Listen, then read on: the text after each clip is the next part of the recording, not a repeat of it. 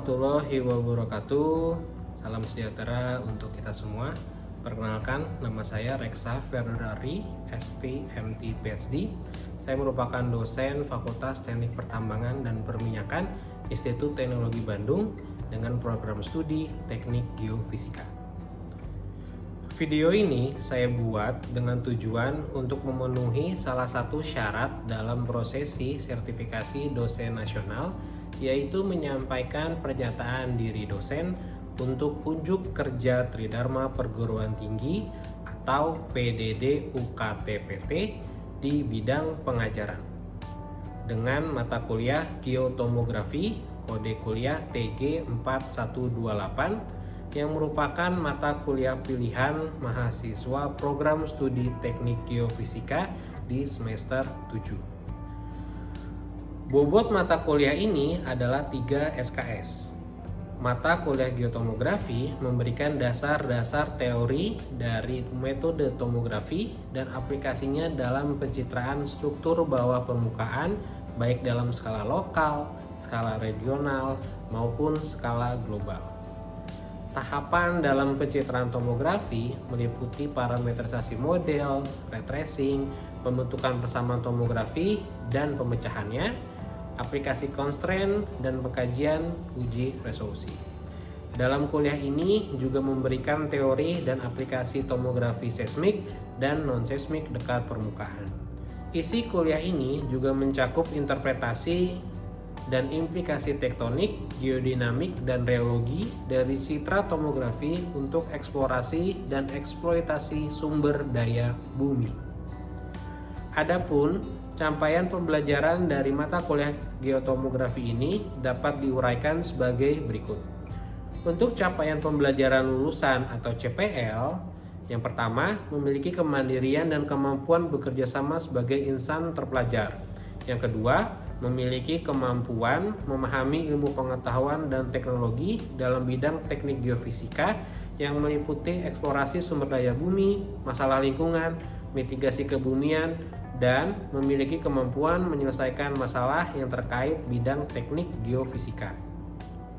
Yang ketiga, memiliki kreativitas dan inovasi untuk mampu beradaptasi dengan perkembangan di bidang teknik geofisika atau bidang lain yang dibutuhkan. Yang keempat, memiliki kemampuan untuk belajar lanjut secara terus-menerus, baik secara formal maupun informal.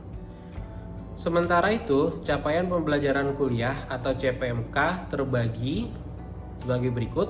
Yang pertama, menunjukkan sikap profesional dan beretika dalam bekerja, menunjukkan komitmen untuk meningkatkan kemampuan dan keterampilan melalui kesadaran pendidikan sepanjang hayat. Yang ketiga, mampu menyatakan pendapat secara efektif, baik secara lisan, tulisan, maupun visual. Yang keempat, mampu menjelaskan konsep geotomografi yang meliputi persamaan matematika, komputasi, dan interpretasinya terhadap parameter fisis bumi. Yang keempat, mampu menjelaskan konsep geotomografi yang meliputi persamaan matematika, komputasi, dan interpretasinya terhadap parameter fisis bumi. Yang kelima, mampu mengimplementasikan pemodelan tomografi untuk mencitrakan struktur bawah permukaan bumi. Yang keenam, mampu beradaptasi dengan perkembangan pengetahuan dalam aspek yang terkait dengan geotomografi. Yang ketujuh, yang terakhir, mahasiswa mempunyai dasar yang baik untuk studi lanjut dalam aspek yang terkait dengan geotomografi serta aplikasinya dalam berbagai keperluan sains dan industri geofisika. Evaluasi mata kuliah dilakukan dengan pembobotan 5 komponen penilaian, yaitu kuis sebesar 10%, tugas tertulis sebesar 10%, tugas presentasi sebesar 20%, ujian tengah semester sebesar 30%, dan ujian akhir semester sebesar 30%. Kuliah ini disampaikan dalam 16 minggu, dengan minggu ke-8 adalah ujian tengah semester, dan minggu ke-16 adalah ujian akhir semester. Pembelajaran dilakukan dengan metode kuliah interaktif 2 arah, baik tatap muka maupun tatap maya, diskusi interaktif, pemberian tugas, presentasi di kelas, dan ujian.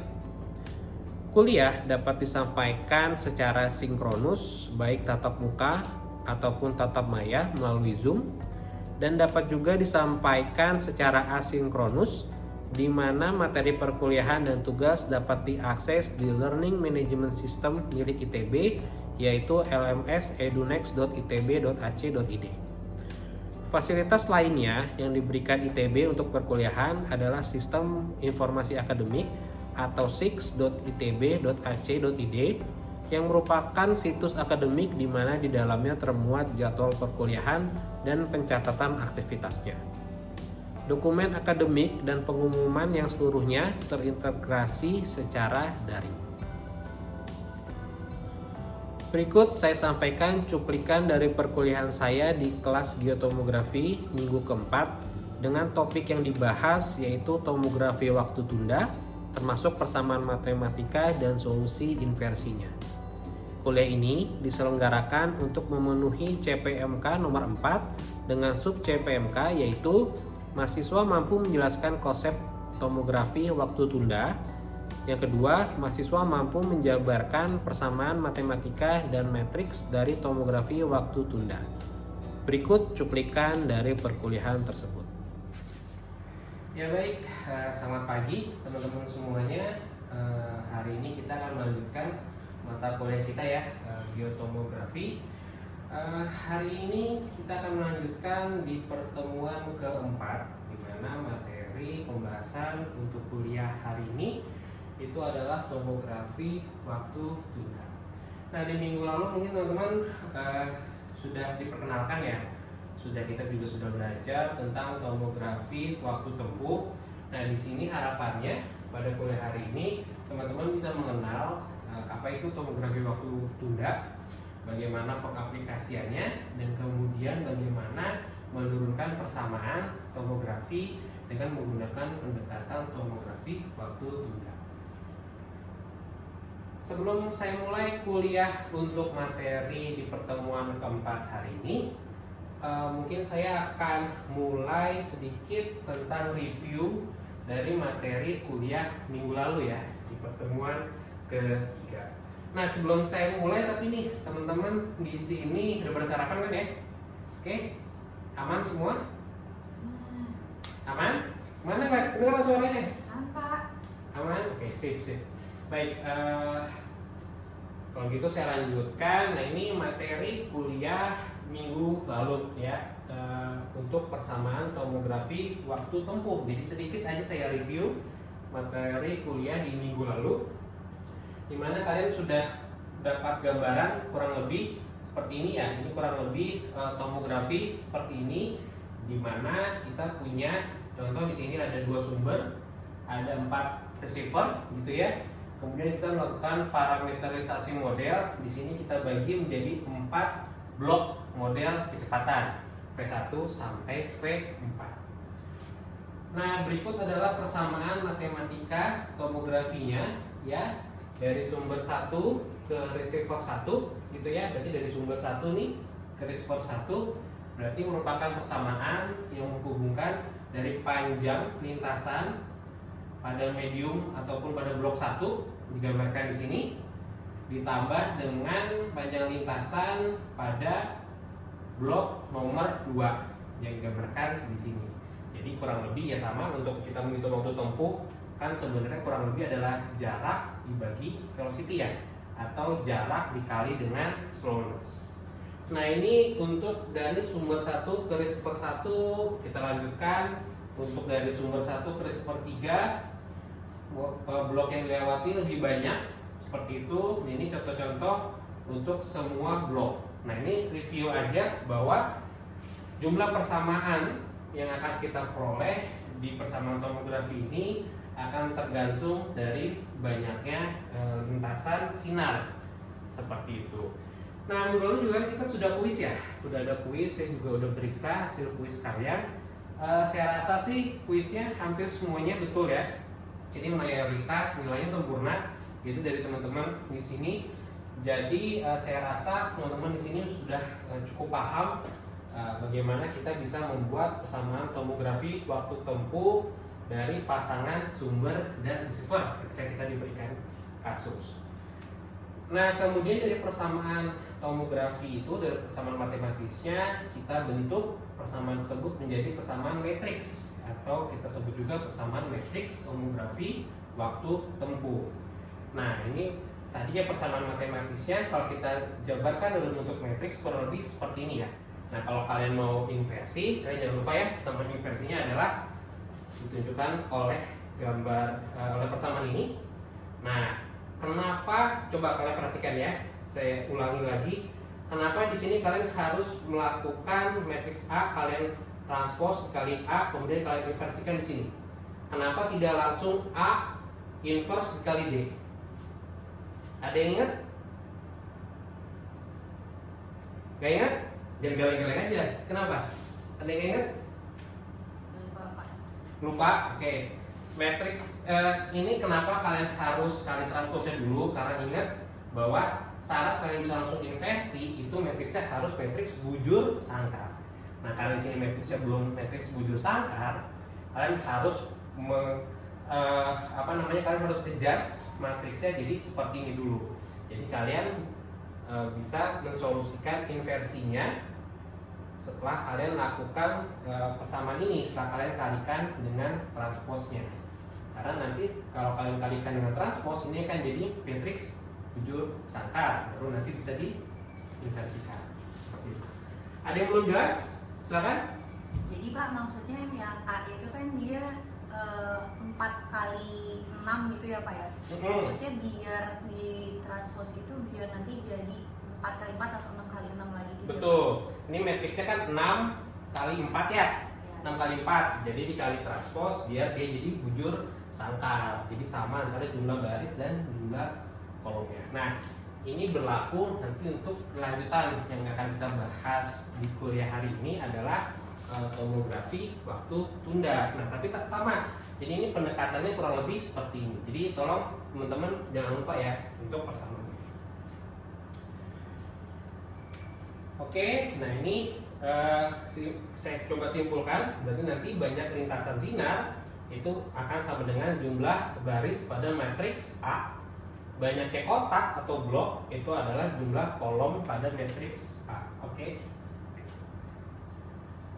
Nah, kita masuk ya. Baru kita masuk nih ke materi kuliah hari ini, yaitu adalah tomografi waktu tunda. Nah, kenapa sih ada tomografi waktu tunda gitu ya? Kenapa harus ada? Dan apa bedanya gitu dengan tomografi waktu tempuh? Kalian tentunya udah belajar ya di kuliah-kuliah sebelumnya bahwa kita menghitung travel time dari stasiun I ke penerima J itu kurang lebih kita gambarkan seperti ini, dimana T ini adalah travel time, ini adalah origin time, dan data ini adalah travel time. Nah ini makanya syarat untuk mengikuti kuliah ini kan kalian sudah mengambil kuliah seismologi ya. Jadi ketika kita punya misalnya suatu gempa, ada kejadian gempa, yang biasa kita picking itu adalah informasi dari arrival time. Nah, sedangkan ketika gempa terjadi, itu kita tidak ketahui adalah informasi origin time dan juga travel time-nya. Nah, kalau tadi kalian ingat di persamaan yang tadi saya tunjukkan, sebenarnya kita butuhkan informasinya adalah waktu tempuh atau di sini adalah travel time. Nah, makanya ketika kita punya suatu kejadian gempa yang diamati oleh stasiun pengamat atau stasiun penerima, banyak sekali parameter yang tidak kita ketahui. Misalnya koordinat sumber, kita nggak tahu nih gimana hypocenter dari gempa. Kemudian juga origin time, kita tidak tahu waktu kejadian gempanya. Kemudian kita juga tidak tahu bagaimana bentuk repatnya. Kan tadi mungkin di pertemuan kedua pertemuan kedua saya sudah sempat menjelaskan ke kalian bagaimana menghitung repat gitu ya dari suatu sumber ke stasiun, dan tentunya repat kan kita tahu akan dipengaruhi oleh misalnya prinsip Fermat, akan dipengaruhi juga oleh hukum Snell seperti itu. Jadi nah kita nggak tahu nih repat ya, karena repat ini akan sangat tergantung terhadap medium velocity yang dilewati. Kemudian itu tadi kita nggak tahu medium velocity-nya atau kita tidak tahu slowness-nya. Nah, ini adalah parameter-parameter yang tidak kita ketahui. Nah, sekarang untuk kita bisa mensolusikan parameter yang tidak kita ketahui ini, kita berfokus pada parameter-parameter apa aja yang sudah kita ketahui. Parameter yang kita ketahui, misalnya di mana lokasi penerimanya, di mana lokasi stasiun pengamat kita. Itu kan tentunya dalam lokasi X, Y, dan Z. Kemudian ini hasil pickingan kita nih, kita picking di mana waktu tiba dari arrival time dari gempa kita di stasiun penerima. Nah, dari dua parameter yang kita ketahui ini, ternyata memang banyak sekali parameter yang tidak kita ketahui. Dalam prinsip tomografi sendiri, nah kurang lebih tadi kan saya gambarkan ke kalian ya tomografi waktu tunda. Yang mungkin tadi di gambar sebelumnya ketika saya review, saya mau memberikan contoh kepada kalian bahwa ray path dari sumber ke receiver itu adalah garis lurus. Oke? Tadi saya ulangi bahwa tadi saya kasih contoh ke kalian bahwa ray path dari sumber ke receiver itu adalah garis lurus. Nah, pertanyaannya pada kondisi real, apakah ray path dari sumber ke receiver itu akan garis lurus atau tidak? Tidak. Oke? Yang yakin ya, jawab ya. Santai aja, nggak akan dimarahin. Oke, jadi ray path dari sumber ke receiver itu tidak akan garis lurus, oke? Karena dia akan mengikuti prinsip Fermat ataupun hukum Snellius. Nah, berarti artinya apa? Bahwa ray path ini akan dipengaruhi oleh velocity yang ada di sini. Nah, ini menariknya nih. Tomografi itu kan kita gambarkan bahwa tomografi itu kalian mau mencari nilai velocity, nilai kecepatan seismik di blok ini ya. Ini kecepatan seismik di blok ini. Nah, tapi kalian mau menghitung tomografi di blok ini, kalian butuh informasi ray path. Nah, informasi ray path-nya itu akan bergantung terhadap velocity. Oke? Jadi banyak parameter yang saling bisa dibilang parameter-parameter yang saling berhubungan. Oke? Itu tadi kalian mau nyari velocity, kalian butuh ray path, kalian menghitung ray path, kalian butuh nilai velocity. Nah, makanya ketika kita bicara soal persamaan tomografi, persamaannya akan menjadi non linear. Di sini saya gambarkan bahwa kalian menghitung ray path, kalian nggak tahu menghitung slowness, ya slowness kan 1 per velocity ya. Kalian juga tidak tahu. Nah, inilah yang menyebabkan persamaan tomografi itu menjadi non linear. Nah, bagaimana kemudian kita bisa menyelesaikan persamaan yang non linear itu? Nah, kita perlu melakukan apa yang disebut sebagai linearisasi. Linearisasi itu dapat dilakukan dengan kita men-step suatu model awal dari nilai velocity kita. Nah, mungkin habis ini akan saya kasih contoh satu persatu ya.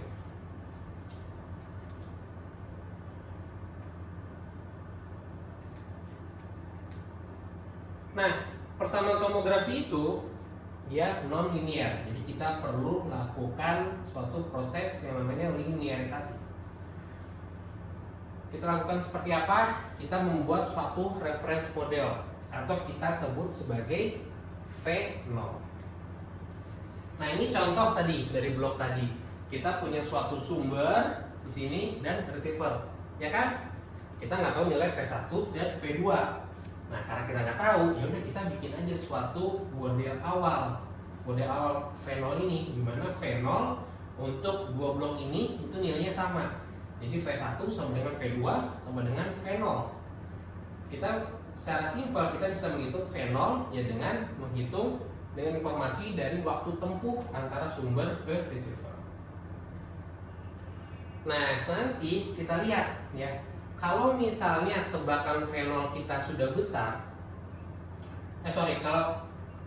kalau nanti di sini kita lihat kalau tebakan V0 kita itu sudah benar, ya, maka ketika kita menghitung waktu tempuh dari sumber ke receiver, itu kita akan memperoleh nilai TK, ya, itu nilainya akan sangat mendekati nilai observasi kita, ya kan? Jadi tadi kalau kalian ingat nilai T observasi itu adalah T observasi yang kita picking dari data observasi kita. Ketika kita mau menghitung T kalkulasi, ya udah kita hitung dari nilai fenol kita hitung waktu tempuhnya berapa di R ini.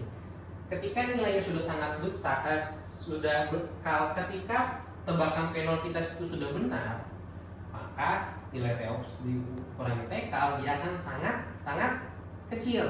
Nah, karena kecil, di sini nilai T-nya juga akan kecil. Nah, nanti ketika kita melakukan proses inversi, berarti update pada V1 dan V2 itu tidak akan terlalu besar. Nah, kenapa disebut tomografi waktu tunda? Nah, ini intinya dari sini bahwa waktu tunda atau delay time adalah selisih waktu tempuh sinar seismik observasi dengan waktu tempuh kalkulasi yang dihitung berdasarkan model awal, atau model awal ini adalah model tebakan kita di awal itu tadi. Fenol adalah referensi model kecepatan. Nah, ini gambarannya seperti ini. Jadi nanti kita akan mengupdate dari fenol ini, kita akan update terhadap delta V1. Delta V1 ini kita turunkan dari hasil inversi kita. Delta V1 atau delta V adalah velocity perturbation yang merupakan deviasi kecepatan terhadap model awal. Nah, ini adalah hasil inversi. T ops itu tadi yang dipicking dari seismogram, dan T cal adalah waktu tempuh kalkulasi yang diperoleh berdasarkan model awal. Seperti ini. Nah, jadi kalau misalnya kita punya tadi, kita asumsikan bahwa fenol merupakan model awal itu tadi, berarti fenol untuk dua blok ini nilainya sama. Berarti kita bisa menghitung model referensi dari fenol secara simpel aja, secara simpel bahwa fenol sama dengan panjang lintasan, ya, panjang lintasan dari sumber 1 ke reservoir 1, ya, dibagi dengan T ops-nya kan, ditambah dengan panjang lintasan dari sumber 1 ke reservoir 2 dibagi dengan T ops-nya, ya, kemudian kita bagi 2. Nah, itu adalah nilai fenol. Asumsinya karena V1 sama dengan V2 sama dengan fenol, maka lintasannya akan menjadi lurus, ya. Jadi tadi ketepat yang mungkin belok-belok karena model velocity yang ada, di sini kita sederhanakan karena nilai velocity-nya sama, dia akan menjadi garis lurus. Nah, kemudian nanti kita bisa menghitung waktu tempuh kalkulasinya atau T cal. Nah, di sini secara simpel ya udah T kalkulasi dari sumber 1 ke reservoir 1 berarti kan sama dengan panjang lintasannya dibagi terhadap fenol kan. Begitu juga dari sumber 1 ke reservoir 2. Itu aku akan menurut. Nah, baik. Ini selanjutnya di sini saya sertakan di sini adalah bagaimana kita membuat persamaan tomografi waktu tunda.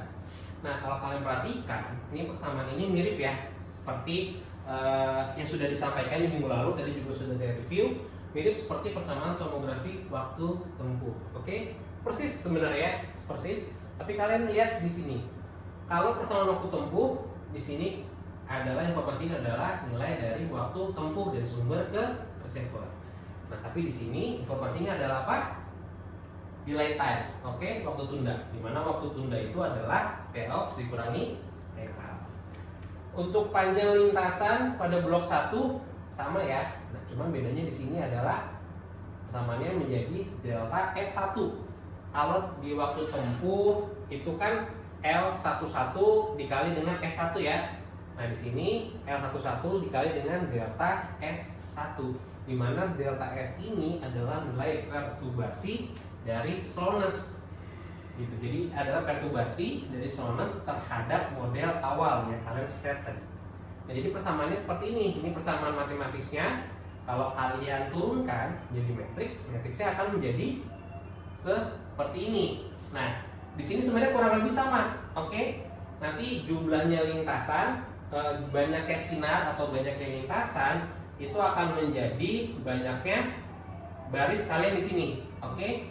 Sedangkan banyaknya blok velocity atau slowness itu akan menjadi banyaknya baris di sini dan menjadi banyaknya kolom pada matriks A. Nah, ini sama seperti tadi tomografi waktu tumbuh. Di sini ini adalah matriks A, ini adalah matriks X, dan ini adalah matriks D. Nah, sedangkan nanti solusi inversinya akan menjadi seperti ini. Nah, secara umum ini untuk persamaan ini sama persis seperti waktu tumbuh, tapi sekali lagi saya ulangi, ini yang dibedakan adalah untuk tomografi waktu tunda, dan informasi di sini itu adalah delay time waktu tunda atau selisih antara T-ops terhadap T-kalkulasi. Nah, berarti kalau misalnya tadi, nah ini sedikit pertanyaannya buat kalian. Berarti kalau tadi model awal saya ternyata sudah sangat mendekati model sebenarnya, berarti T-kal nilainya terhadap T-ops seperti apa? Sama, mendekati. Nilai T-kal mendekati nilai T-ops, ya kan? Nah, berarti nanti nilai time-nya di sini akan menjadi sangat-sangat kecil. Karena ketika dt-nya ini sangat-sangat kecil, nanti ketika kita inversikan delta S-nya, delta S-nya juga akan menjadi sangat-sangat kecil, sehingga tidak akan banyak update S1 tidak akan, jadi nilai perturbasinya tidak akan terlalu besar, sehingga update-nya juga tidak akan terlalu besar ya, karena memang model awal yang kalian state itu sudah sangat mendekati terhadap model yang sebenarnya. Tapi kebalikannya, ketika nanti modelnya itu tidak sesuai, berarti di sini nilainya besar, nanti juga update-nya akan juga semakin besar. Kurang lebih seperti itu. Nah, jadi nanti ketika solusi dari X ini kalian dapat nilai delta S, kemudian kalian bisa menghitung nilai delta V. Ya, nilai delta V ini kemudian kalian update terhadap nilai V0 kalian. Oke? Nah, tapi sementara kita fokus dulu ya untuk ke persamaan tomografinya. Persamaan tomografi waktu tunda, bagaimana kita bisa menyusun matriks tomografinya. Ini saya ulangi lagi, S1 ke S1 seperti ini. Persamaan matriks tomografi itu seperti ini. Oke, di sini paham ya? Paham? Dan di sini dari sumber 2 ke receiver 1 seperti ini. Paham? Oke. Dari sumber 3 ke receiver 1 seperti ini. Paham?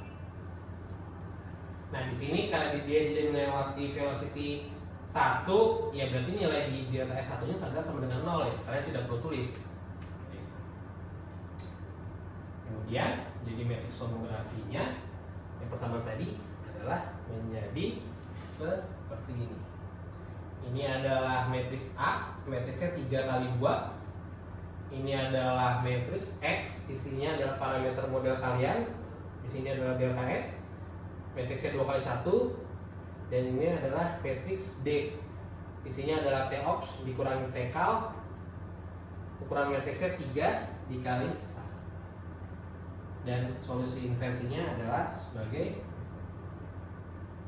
Oke, sampai sini ada yang mau ditanya dulu? Jadi teman-teman, sudah cukup jelas? Cukup jelas? Oke, kalau nggak ada pertanyaan kita masuk ke kuis ya. Nah, ini kuis ketiga ya, sebenarnya melanjutkan kuis-kuis kalian sebelumnya. Ini adalah bloknya. Oke, di sini kita punya dua blok V1 dan V2. Ada 3 sumber, S1, S2, S3, ada 1 receiver. Oke, tugas kalian adalah buat persamaan matematika dari delay time tomografi, dan yang kedua buat persamaan matriks untuk tomografi waktu tunda. Kalian punya waktu 10 menit. Oke, silakan dimanfaatkan waktunya. Oke, baik, terima kasih. Kuisnya saya terima ya, nanti saya periksa. Ini kan menjadi bahan evaluasi juga untuk saya. Apakah teman-teman di sini sudah paham semua atau belum? Nanti ketika nanti minggu depan kita coba review lagi. Jadi ketika ada pertanyaan dan lain-lain, kita bahas di minggu depan. Oke? Jadi untuk menutup kuliah hari ini, saya harap teman-teman di sini sudah sudah mampu untuk menurunkan ya, untuk membuat persamaan matriks tomografi dan kemudian menurunkannya menjadi persamaan matriks tomografi waktu tunda. Oke, Sekian aja dari saya. Tolong tetap dijaga semangatnya teman-teman. Ya, sampai jumpa lagi di minggu depan. Oke, assalamualaikum warahmatullahi wabarakatuh.